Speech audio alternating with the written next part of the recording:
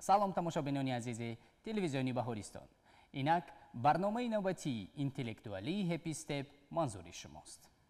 چون هر وقت در برنامه ما دو نفر اشتراکچی هستند.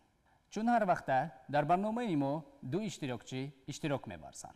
بیایید امروز یک جای با اشتراکچیان امروزمون شناس می‌شویم. سلام علیکم. خود را معرفی می‌کردید؟ من نظر و یاسمینه خواننده صنف 5 لیسه نمره 2. آفرین یاسمینه.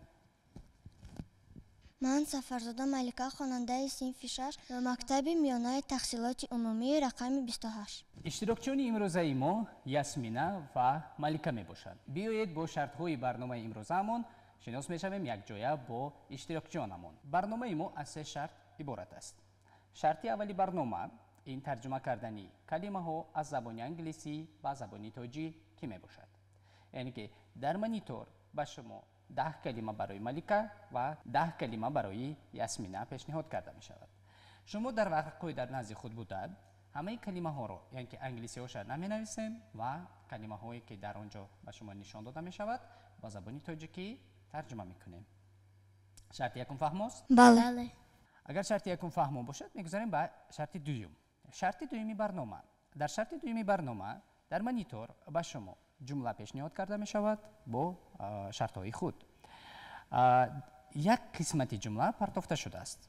شما باید اون قسمت جمله را پر کرده درست کنید. شرط دوم فهم است؟ بله. آفرین. شرط سومی برنامه. شرط سومی برنامه این تصویری رسم است. یعنی که در زبان انگلیسی گوییم describe the picture. در مانیتور به شما یک رسم پیشنهاد کرده می شود. شما باید آن رسم را به زبان انگلیسی تصویر کنید. به شما نیز شرط‌های برنامه فهم است. شما نیز می توانید در نزد مانیتورهای خود نشسته ورق و روچکه را گرفته دانش خود را سنجید یک جای با اشتراکچیان امروزه ما ملیکه و یاسمینه. شروع میکنیم شرط یکمی برنامه را. شرط یکمی برنامه از طرف چپ بودگی کلمه ها یعنی که از طرف راست بودگی کلمه ها برای ملیکه و از طرف چپ بودگی کلمه ها برای یاسمینه. خب یعنی که یاسمینه از کلمه سنده تا کلمه اسک شما باید ترجمه کنید به زبان تاجیکی. ملیکه شما از کلمه من تا کلمه کانتری ترجمه کنید به زبان تاجیکی. همگی به شما 1 دقیقه وقت داده می شود. شروع کردیم.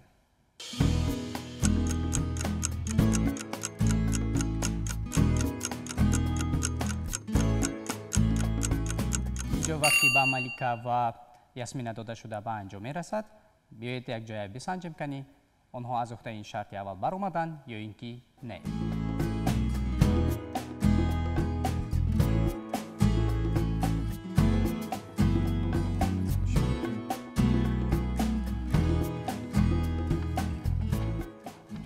میگذاریم با کلمه های یاسمینه. کلمه یکم ساندی یعنی که ساندی یک شنبه درست است. کلمه دوم پرپل بنفشی یعنی که کلمه درست ترجمه شده است یعنی که رنگ بنفشی. کلمه سوم رینبو تا هواپیما تا کلمه کمتر نادرست ترجمه شده است یعنی که رینبو تیر و کمان می شود.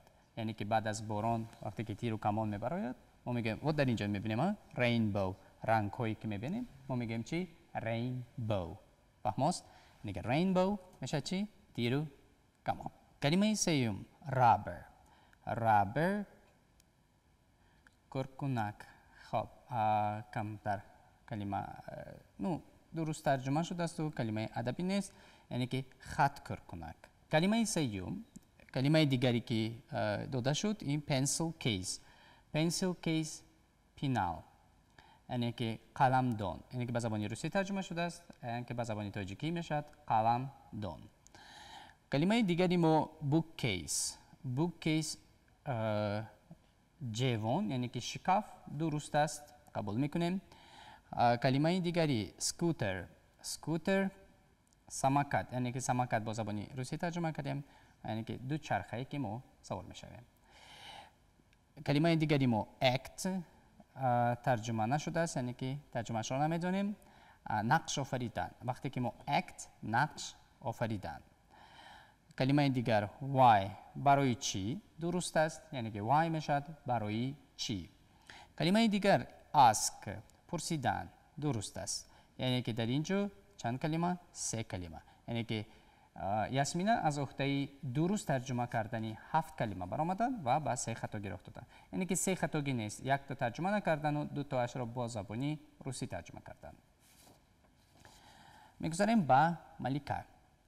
کلمه یکمی ملکه من، مردک، یعنی که مرد درست. مردک ما عادت کردیم زبانی معاشرتی کوچگی، یعنی که به زبانی ادبی مرد.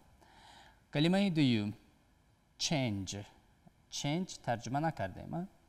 کلمه change یعنی که عوض کردن می شود. کلمه دیگر went ترجمه نشد، یعنی که went رفتن، یعنی که کلمه زمانی گذشته از go went. کلمه دیگر light ترجمه نشد، یعنی که light چراغ است یا که روشنی است. kind مهربان، یعنی که در اینجا توش ترجمه آن را نمی بینم. کلمه دیگر house خانه درست، یعنی که حولی خانه. کلمه دیگر picture رسم درست. کلمه دیگری ما try ترجمه نشده است، یعنی که try میشد کوشش کردن، یعنی که غیرت کردن. کوشش و غیرت کنیم. وقتی کوشش و غیرت کردن میشد try. کلمه دیگری ما as ترجمه نشده است، as میشد با ما یا اینکه ما را. کلمه دیگری ما country میشد مملکت یا اینکه کشور، یکی ترجمه نشده است.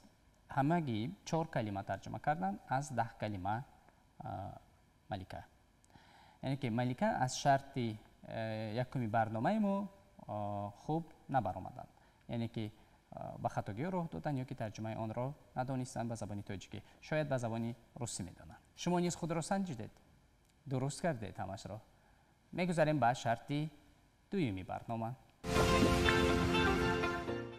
شرطی دویمی برنامه این پورا کردنی جمله می باشد. در مانیتور به شما جمله ها پیشکش کرده می شود که یک قسمتی آن پرتافته شده است. شما باید آن قسمتی جمله را پورا کنید. شرط دویمی برنامه فهم است؟ بله. خیلی که در مانیتور می بینید What is this؟ یعنی که کلمه پرتافته شده است a cat. از وریانت A یا B یا C. They are, this, it's. کدام کلمه درست است؟ شما باید جواب خود را در ورقه در نزد خود بوده انتخاب کنیم. شروع کردیم.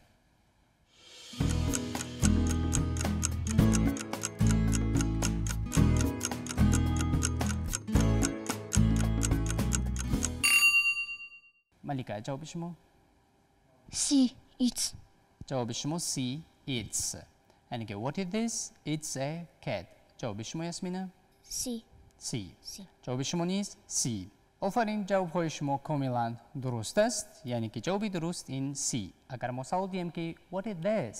جواب به ما میگویم it's a cat. سوال دوم عزیز is brother، یعنی که کدام جواب درست است؟ my، you، me، myself. یک جوابی درست را باید انتخاب کرد. شروع کردیم. جواب شما یاسمینا؟ A. My.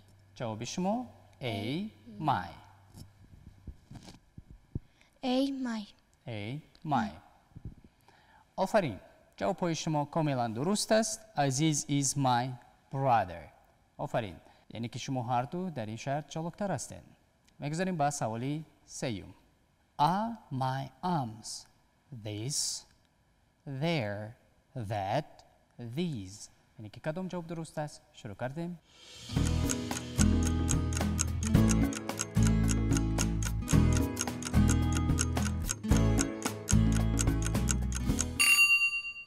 ملیکا جواب شما؟ D. These. جواب شما D. These. D. These. دی these. خب جواب شما کاملا درست است، یعنی که جواب درست دی these. These are my arms. آفرین. میگذاریم با سوالی چهارمی برنامه. سوالی چهارمی برنامه Look at red car over there.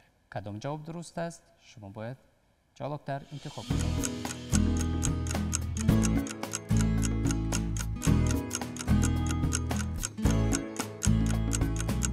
جواب شما A Z A that. جواب شما B this. B this.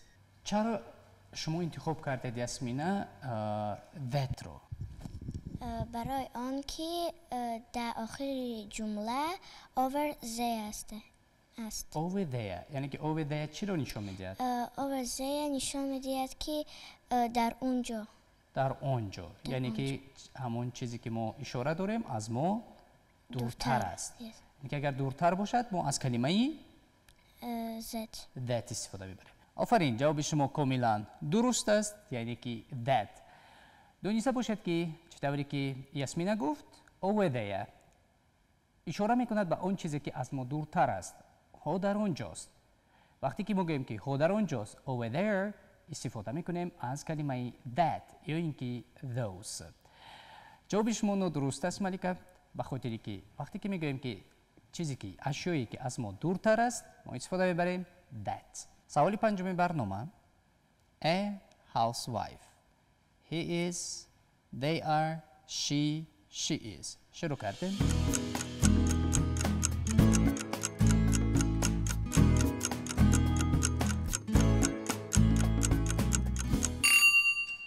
جواب شما ملیکا D she is.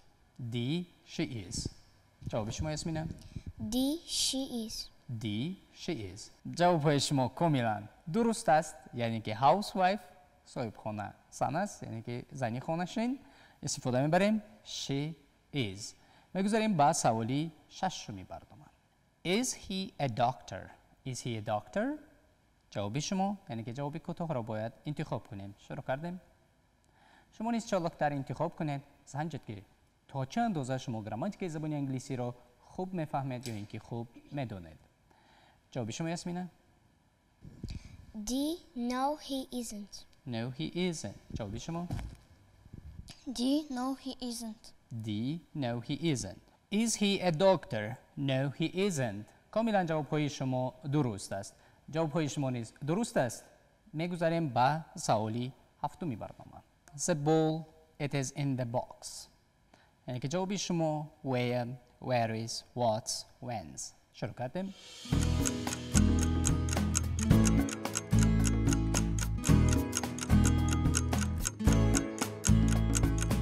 جواب شما یاسمینا B where's. B where is. جواب شما ملیکا B where is. where is. ملیکا چرا شما از وریانت A استفاده نبرده؟ در آنجا نیز where نوشته شده است. چرا A نادرست است؟ برای آنکه در آنجا apostrophe s مانده نشده است. یعنی که apostrophe s گذاشته نشده است، یعنی که از فعل to be is استفاده نشده است. اگر ما is استفاده نبریم این غلط می شود؟ این نادرست است؟ میتونید شما کمک کنید؟ اگر ما is استفاده نبریم این نادرست میشد. به چه خاطر؟ به خاطری که در is چی؟ برای آنکه در جواب apostrophe s است. فقط در جواب است. خب شما یعنی که درست انتخاب کردین و درست فهمونده نمیتونیم. دانسته باشه تماشابینان عزیز که برای چی در اینجا و نادرست است؟ به خاطر اون که جمله ما جمله سوالی است. در وقتی دادن سوال بعد از سوال های مخصوص یعنی که when, where, what ما باید از فعل to be یا که فعل های یاری دهنده استفاده بریم پیش از مبتدای خود. فهموست برای چی و نادرست؟ جواب شما کاملا درست است. یعنی که جواب درست where is the ball? It is in the box. جواب شما نیز درست است. میگذاریم با سوالی هشتمی برنامه. How old you is am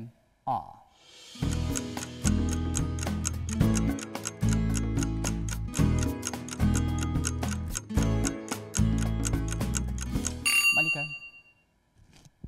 SR S R S C C یعنی که جواب شما C R. جواب شما CR. C R.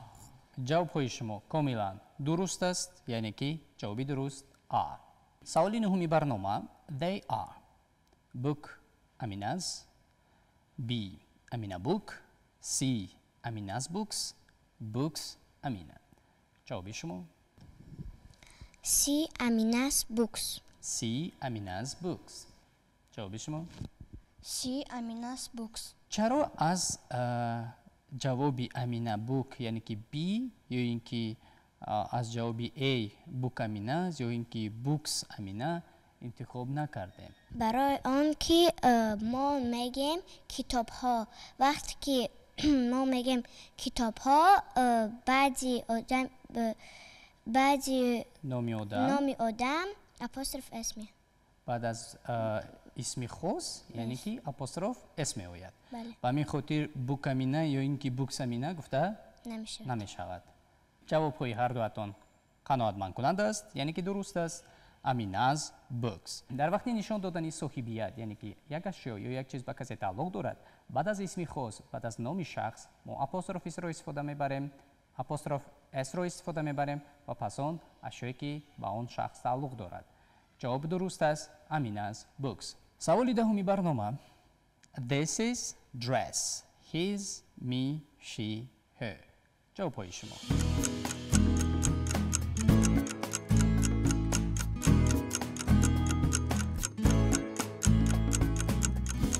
جواب شما This is his dress his dress یعنی که جوابی درست A. جواب شما D. her. D. her. برای چی شما A رو انتخاب نکردید یاسمینا؟ یعنی که چرا his گفته نمیتونیم؟ برای آن که فتح را یعنی که کرتا رو دختر میپوشد. کرتا رو دختر میپوشد. در سوالی آخری برنامه ملیکا شما با خطا گیر افتادید یعنی که چطوری که یاسمینا گفتن درس تعلق دارد به زن یعنی که her dress. جوابی درست D است یعنی که جوابی یاسمینا درست است. در شرط دویمی برنامه ملیکا با دو خطا گیر افتادن یعنی که با 8 سوال جوابی درست پیدا کردن. یاسمینا باشن همه سوال ها رو درست جواب دادن یعنی که با 10 سوال درست جواب دادن. در شرط دویمی برنامه با مثل شرط یکمی برنامه یاسمینا دست بالا شد. میگذاریم با شرط سیومی برنامه. چون نمیشگی یعنی که تصویر کردنی رسم با زبانی انگلیسی می باشد.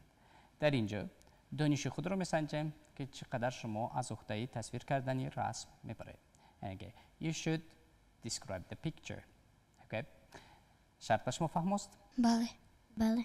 این طور باشد میگذاریم با شرط سیوم. اینجا در مانیتور برای شما یک رسم پیشنهاد کرده شد. چطوری که میبینید یک رسم زیباست. این رسم رو با زبان انگلیسی چیکار باید کرد؟ تصویر باید کرد. اما اگه شما 1 دقیقه وقت دارید. شروع میکنیم.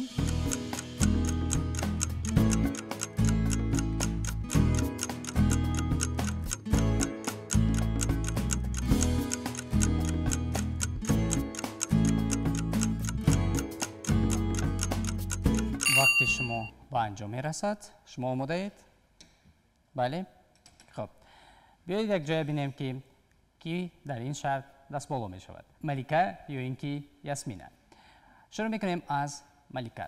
ملیکا جمله های خود را میخونیم درباره تصویر رسم. شروع کردیم. There is in the picture grandma and grandpa. Bird in the tree. Children play football. Children in the slide. They are happy. They are happy. خوش. میگذاریم با ясмина. There is a parrot on the tree. There are grandpa, grandma in the picture. There is seesaw. There is bean.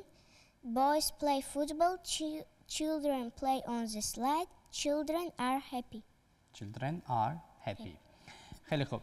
یعنی که هر دوی شما خیلی خوب از اختای شرط برآمدین، یعنی که جمله های یاسمینا کمتر زیادتر هستن و خطاگی گراماتیکی کمتر دارن. از شما باشد کمتر خطاگی گراماتیکی داریم. وقتی که ما میگوییم که the children are playing، اگر ما از کلمه یاری دهنده استفاده نبریم جمله ما غلط میشه در زمانی حاضره‌ای دوامدار، یعنی که present continuous tense. یعنی که the children are playing. The children are playing. یا اینکه on the seesaw، نه بلکه in the slide. On the seesaw در بالایی ما میگم چه on the seesaw. اگر باشد درباره swing، یعنی که the girl and the boy are swinging. Okay, they are swinging. خیلی خوب استفاده بردن از عباره there is و there are. آفرین. یعنی که به هر دوی شما در این شرط برابری میدهیم. در شرط سیمی برنامه هم ملیکا و هم یاسمینا از عهده این شرط خیلی خوب برآمدند و گراماتیک خوب استفاده برده شرط را تصویر کردند. شما نیز از عهده این شرط برآمدید. در برنامه امروزه ما یاسمینا دست بالا می باشد، یعنی که غالب امروزه برنامه ما یاسمینا می باشد. اینجا برنامه نوبتی هپی استپ به پایان می رسد. خیر تو برنامه های نوبتی هپی استپس. بای.